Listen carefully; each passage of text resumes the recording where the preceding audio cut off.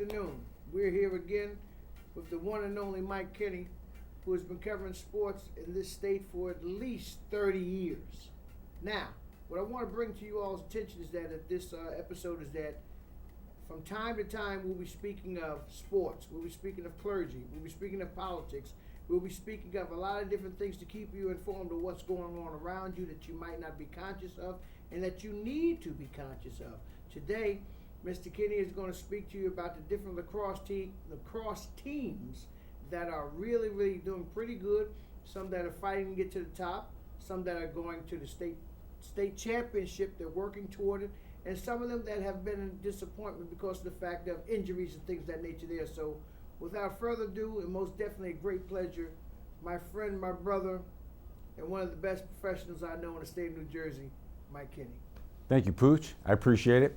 I tell you what, first of all, about lacrosse, what we need to do is we need to get more serious in the city of Newark about this game, and in the other inner city areas as well, East Orange, Irvington, Camden, places like that, to create some opportunities for these young men and women and ladies too in this sport. It's an excellent sport. It's a sport I think that the inner city kid would relate to very comfortably if they had the opportunity to have the field space and the equipment. That's that's a tough part. There's contact, but it's not as much contact. There's contact, and there's also an expense required. There's a stick, there's a helmet, there's some padding. It's not quite the padding of football, but there still is an expense, and there's field space. Newark Eastside has a high school team and has had a team for a long time. Yes. They're not that good, no. They've struggled. They're getting more and more competitive. They have struggled. The interesting thing is because Eastside is the only team in Newark with a lacrosse team, the other kids who attend Newark Public Schools could play for Eastside since their school does not have it. It's never really caught on though. But there are camps, and there's also the Newark Lacrosse Foundation has recently begun. There's now a lacrosse federation in Newark. It's sort of modeled after the youth program in Harlem. Harlem lacrosse is very big, and there was a initiative for youth lacrosse in Baltimore about 20 years ago, maybe a little more than 20 years ago. That got the kids in the inner city of Baltimore interested in the game, and that flourished. And you had a lot of kids now who were going to high schools, excellent athletes, and then on to colleges, onto good colleges to play lacrosse. And this was a game, and let's face it, this was a game 25 years ago. Maybe you had a few black players in the game that excelled, that even played the game. Just because A, it wasn't offered in the inner cities, and B, the kid finance, and the kids just didn't gravitate to the sport because of that. So they played basketball, they played football, the sports that were available in their community. Makes sense.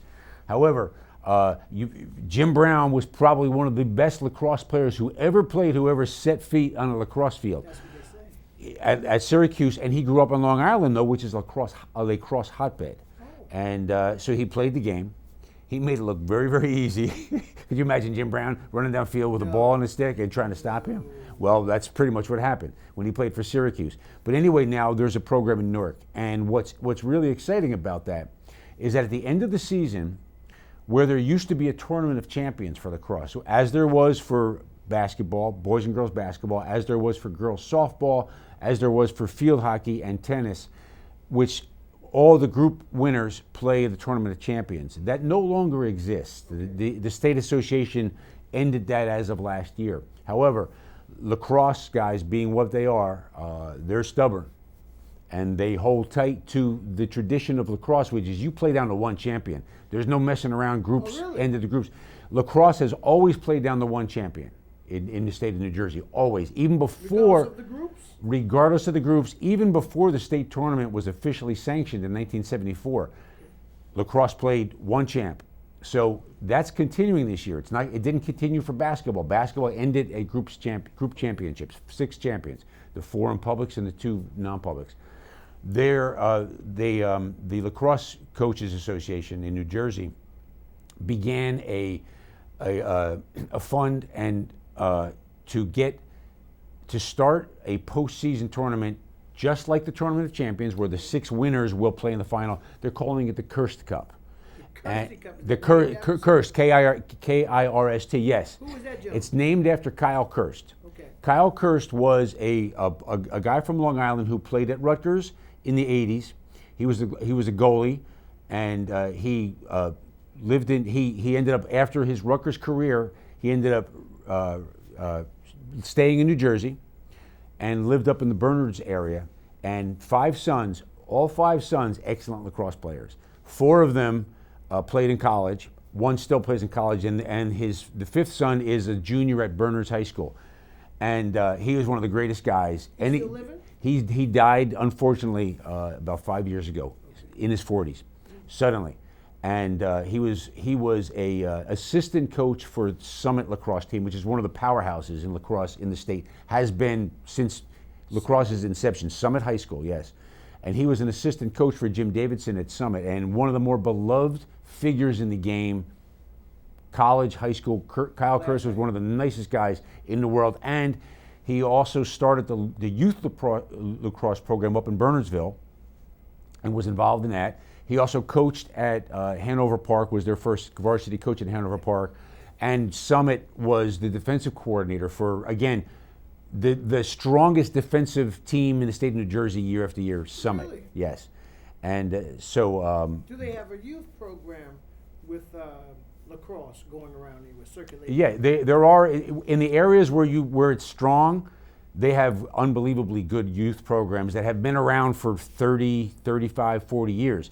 Mountain Lakes, Montclair, Bernardsville is a little more recent. Montclair was the original, Montclair and Columbia High School and Boonton High School were the original powerhouses in public high school lacrosse, believe it or not, in the state of New Jersey.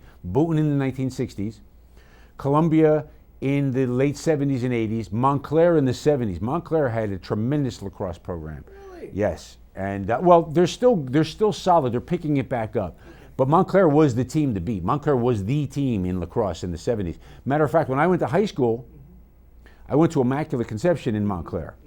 I grew up in East Orange, and lived in East Orange until I went to college, and I went to Immaculate, so I got to meet a lot of guys who played lacrosse for Montclair. It's kind of how I got introduced to the sport, and we would go to lacrosse games over in Anderson Park, and they were tremendous. These guys were the team in New Jersey. Was that Carteret Field you talking about? No, Anderson Park was up in Montclair, Upper Montclair. Carteret Field in Glen Ridge. I played a lot of basketball there. Now the other question is baseball and lacrosse, are they more so closer, or is it basketball and lacrosse? Baseball and lacrosse. The only I would say the only correlation of baseball and lacrosse is a baseball player can pick up lacrosse because of his hand-eye coordination that he's developed.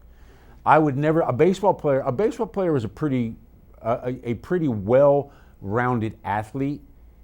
He may not have the speed, the jumping ability, the size that you'd see in basketball or football. However, all that work of hand-eye coordination, and that too, because the discipline of baseball is unlike almost any other sport. You got to stay in the game, regardless. You may not get a ball hit to you to the 9th inning. Yes. You better be ready every single pitch, and know exactly what you're doing. But it's very dissimilar to lacrosse in that situation. Basketball, very much like lacrosse, but because of the way the offense and the defense is set. Very akin to lacrosse. Soccer a little bit because of the spatial aspect of it. Hockey a little bit because of the spatial aspect of it. But basketball more than anything. I think if you talk to a basketball person who knows lacrosse or a lacrosse person who is associated with basketball, they would say those two sports are linked together. That's something. That's Yeah. something. And I think, that, like I said, the kids from the inner city would pick up the game quickly. They'd understand, oh, I'm just fighting through a screen. Oh, I'm just setting a screen for this guy because he's going to shoot. Oh, I see. I understand. Do you utilize the concept of lacrosse for football anyway? Oh, absolutely. Absolutely. No, well, there's that. Well, there's also there, defensively understanding where you should be to get spatially exactly, just like football. Football, if you're a defensive back and you're trying to get you're trying to gain your advantage on the receiver. The receiver's trying to do the same thing and create space. Same thing in lacrosse, where sealing off just like in basketball, or a receiver will try to seal off his defensive back. Same thing in lacrosse with that situation, creating space for yourself. Or if you're a defensive guy, taking away that space and not allowing that space. Okay. So lacrosse is the thing right about now, and It's really has a great following. It's one of the fastest growing sports in the United States. And when I started covering lacrosse for the Star Ledger in 1984, there were 37 lacrosse teams in the state of New Jersey. 37. Now there's 217 in the state of New Jersey. Are they sponsored by anybody? Most of them are they're sponsored by the high schools. They're legitimate high school sports, just like the basketball team, the wrestling squad, the baseball team. They're legitimate high school sports. There's lots of clubs and AAU programs in lacrosse now. Those are off season, just like basketball. Okay, like pickup. Like pickup. They play in the tournaments, and they go to combines so they can be seen by college coaches. That's very big in the summertime. It's fairly big in the fall, but it's very big in the summertime. It's not as big in the fall because a lot of the lacrosse players play multiple sports. Okay. You would have been good in lacrosse. Maybe 40 years ago. Well, you know. Both of us. Yep, But you yep. know, the beautiful thing that I always want to say, and I put on camera, is that you have labored and you only give back what was given to you. And that means so much that people would think that because you are such a professional journalist, professional sports writer, you have a passion for what you do to inspire the young people to always think, as they've said, that you think is of insignificance now will be of great magnitude later when you look at it. And you put that in rhetoric writing so diligently and passionately. Who have you passed this on to with your clang at home? Has anyone picked up the snack? That's interesting, Pooch. Every single person, including my wife. My wife was the athlete in the family, by the way. I was okay. I was pretty good in football and baseball. Pretty good. Better in baseball than football. I was okay in basketball, but I didn't play high school basketball because my mother would only allow me to play two sports. She was of the understanding then I was not the greatest student unless it came to English and writing, composition. Then I was a great student. English, yes. Math, science, you know. Math, science, I sought help from some of my classmates. Yes, I did. But since I was not a great student, my mother was of the understanding that if I took a year off from sports, I love basketball, grew up loving basketball. You don't grow up in East Orange and not love basketball. You was a basketball. I love basketball. I was a basketball junkie, but only around town. I didn't play in high school. I played, at Salvo Park and at Carteret and Glen Ridge and Brookside and Bloomfield. I played all the time and had a hoop in my backyard. Played all the time. Loved the game. Now that's telling our age. Everyone had a hoop in the back. Everybody had makeshift or whatever. And everybody played pickup in the park. It wasn't in the There's front. no pickup in the park anymore. It wasn't on the front street. That's right. It was in the driveway. It was in the driveway. Yes, it was in the sir. driveway. Now that you speak of that there, you know about the East Orange Hall of Fame banquet coming up next month? Yes. Yep. Do you know any of the people that's going in? I remember seeing a list, but I don't know it off the top of my head. But certainly, if I saw that, I would definitely recognize a lot of those names. Well, they say that those East Orange teams back to back was something really wonderful. They were tremendous. Yes. They were talking about Michael Booker and Cleveland Eugene and Mike Dabney a little before that, and those guys were outstanding. Wayne Groves. Yes. Yep. Those guys were fantastic. So I grew up knowing of those guys, and those guys played at Elmwood Park. Okay. Some of them played at Sorrel, but the East Orange guys mostly played at Elmwood Park. That's where the basketball studs were in East Orange. Salvo Park was for the Scotties. Where's that? Oh, now Salvo Park's in Dodgetown. Salvo Park's in the Dodgetown area. Off Dodge Street. You go Dodge Street. You know where the firehouse is? Off Dodge Street. Right down Brighton Avenue. Park. Right down Brighton Avenue. Springdale Avenue and Brighton Avenue. Salvo Park's tucked in there. That was the Scotty spot. That was the Scotty spot, and that was the Dodgetown people spot. There in Watsessing Park. Now, Watsessing Park didn't have organized sports when I was a kid, but it was a great place to go. Salvo Park had the organized sports. They had that's where Little League Baseball was. Little League Baseball, when I grew up in East Orange, was not Little League. It was park. It was sponsored by the Park Association. So each park had its own Little League section. You know who my first coach was? Who? Fred Hill. No. Who went on to Montclair State and Rutgers. He was my